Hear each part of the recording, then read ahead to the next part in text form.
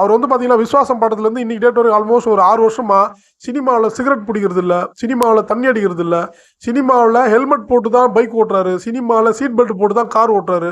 அதாவது அவங்க ரசிகர்களுக்கு டிசிப்ளினை சொல்லி கொடுக்குறாரு. இவரும் வந்து அவர் மாதிரி மாஸ் ஹீரோ, இவரும் அந்த மாதிரி பண்ணலாமே, ஃபர்ஸ்ட் அதே பண்ண மாட்டாருங்களே, ஒழுங்கினமாக தானே படம் நடிக்கிறாரு. ஏன்னா ஆரம்ப காலத்தில் எப்படி வேணாலும் நடிக்கலாங்க, ஏன்னா வளரும் போது இன்னைக்கு வந்து இவர் வந்து ஒன்றுமே இல்லை, பாதி மொட்டைச்சின்னு படம் நடிக்கட்டுமே, ஊரில் 10 பேர் அது மாதிரி பாதி மொட்டைச்சின்னு சுற்றுவான். அந்த அளவுக்கு இவர் மேலே வெறித்தனமான ரசிகர்கள் இருக்காங்க.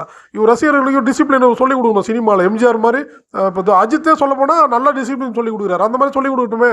அதை சொல்லிக் கொடுக்காது இவர் எப்படி அரசியலில் வந்து நல்லது பண்ணுவார், தமிழ்நாட்டு மக்களுக்கு நல்லது பண்ணுவார், எப்படி நீங்கள் எதிர்பார்க்குறீங்க சொல்லுங்கள் சார். இப்போ உங்களுக்கு வந்துருக்கீங்களா ரெண்டு படம் வாரிசும் துணிவம், அப்போ ரோகிணி தேட்டர்ல ஆக்சிடென்ட் அது அஜித் இருக்காரு, ஜீவி சிங்காமலே அது எங்கே நல்லது கத்துறாரு, அவரே ஒரு ரசிகர் பொண்ணு சொல்லி வரைக்கும் சினிமாவில். அதாவது இல்லை அவர் வந்து 2009-10 பீரியட் காலகட்டத்திலே வந்து பார்த்தீங்கன்னா ரசிகர் மன்றமே வேணாம், எனக்கு ரசிகர் யாருமே கிடையாது, விருப்பம் தான் படம் வந்து பாருன்னு தெளிவாக சொல்லிட்டாரு ஒரு செக்மெண்ட்டில்.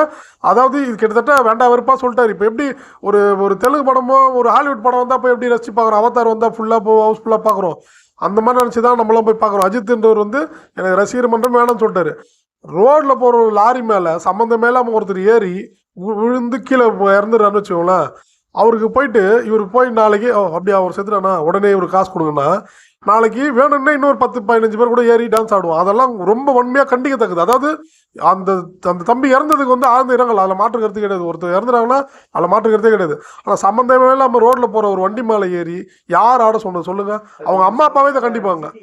அந்த டிசிப்ளின் வந்து அஜித் சொல்லுவாங்க, இல்லை பேட்டியில் ஏதாவது பேட்டி கொடுத்து என் ரசிகர்கள்லாம் இந்த மாதிரி பண்ணாதீங்க, குடும்பத்தை பாருங்க, டான்ஸ் ஆடாதீங்க, போற பால்வெளியில இருந்து பாலத்தை அடிக்காதீங்கன்னா சொல்லிருக்கலாமா?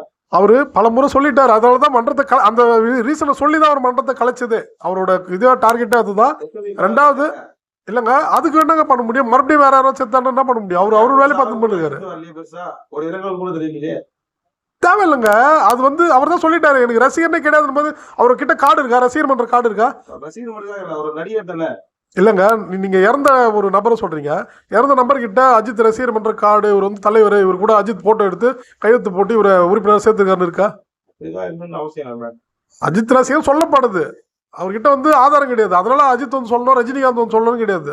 சரிங்களா? இதில் விஷயம் என்னன்னா, இல்லை அஜித் வீட்டுக்கு போயிட்டு அவர் கூட மீட்டிங்காக உட்காந்துட்டு நான் ரிட்டர்ன் போகும்போது இறந்துட்டாரு அப்படின்னா நீங்கள் சொல்ல ஒரு நியாயம் இது. அஜித் தான் கூப்பிட்டாரு அவங்க வீட்டுக்கு, மீட்டிங் பேசிட்டு ரிட்டர்ன் போகும்போது ரோடு ஆக்சிடென்ட்ல இறந்துட்டார், அவர் போய் பார்க்கல, அவர் போய் எதுவும் கவனிக்கலன்னா 100% தப்பே கிடையாது, நியாயம் இது.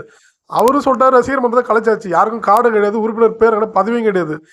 நானே அஜித் சொல்லிட்டு நானே போயிட்டு ரோட்ல போற கரண்ட் பூச்சி இறந்துட்டு அஜித் எனக்கு எதுவும் பண்ணலன்னு கேட்டா இது வந்து அஜித் மேல முட்டாள் இதுவே கிடையாது. அதாவது குறை சொல்லணும் கிடையாது, என் மேல தான் முட்டாள்தனம். சரிங்களா?